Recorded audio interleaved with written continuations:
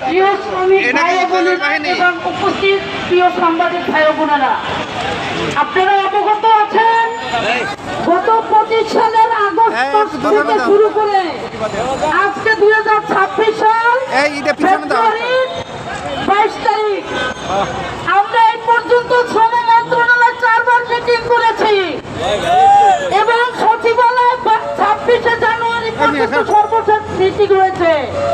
সচিবালয় মিটিং হয়েছিল, তারা কি বলছে 5ই ফেব্রুয়ারির ভিতরে সেপ্টেম্বর অক্টোবরের বেতন প্রদান করে 13-র এক দ্বারা প্রত্যাহার করে কারখানা খুলে দিবে, কিন্তু আমরা এই পর্যন্ত কোনো সুরাহা পাই নাই।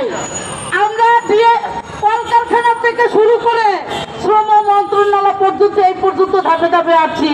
প্রিয় সাংবাদিক ভাই বোনেরা, আপনারা অবগত আছেন এই পর্যন্ত আমরা কতবার এখানে এসেছি।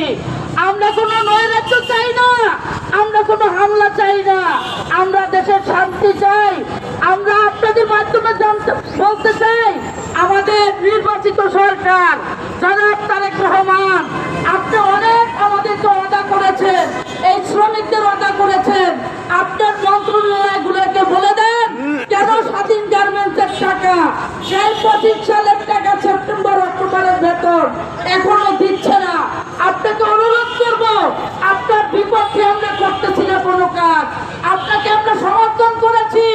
সাধারণ শ্রমিকরা, লক্ষ লক্ষ শ্রমিকরা আপনাদেরকে ভোট দিয়ে আজকে ক্ষমতায় এনেছে। আজকে আমাদের এই রোজার দিনে এই কষ্ট করে আমরা আজকে এখানে এসেছি। আমরা কোনো বেআইনি কোনো কার্যকলাপের সাথে যুক্ত হতে চাই না।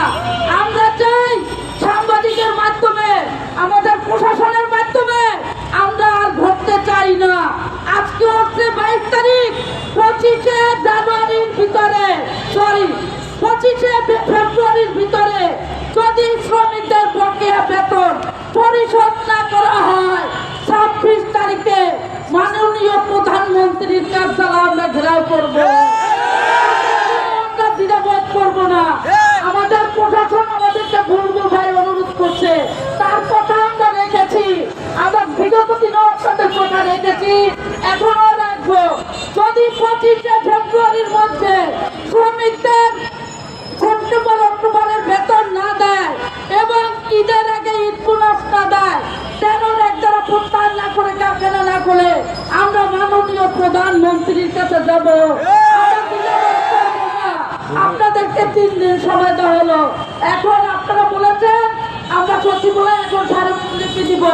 আমরা 5 জনের একটা কমিটি, আমরা সচিবালয় যাব, সচিব মহোদয়কে আমরা স্মারকলিপি দিব এবং আপনাদেরকে অনুরোধ করব, আমরা খেটে খাওয়া মানুষ, আমরা সাধারণ শ্রমিক, আমাদেরকে এই হয়রানি করতেছে। এই হয়রানির পিছনে কিছু অসাধু লোক আছে, তাদেরকে চিহ্নিত করতে হবে, তাদেরকে চিহ্নিত করতে হবে।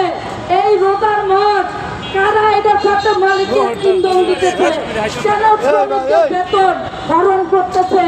আমরা বলতে চাই আপনাদের মাধ্যমে মিডিয়া ভাই, সাংবাদিক ভাই, আমাদের বুলবুল ভাই এখানে কর্মরত আছেন, আপনার দৃষ্টি আকর্ষণ করছি, আপনি দ্রুতভাবে একটা সুস্থ সমাধান দিবেন। আর যদি সুস্থ সমাধান না দেন, আমরা 26 তারিখে প্রধানমন্ত্রী কার্যালয় ঘেরাও করবো। আমরা দ্বিধাবোধ করবো না।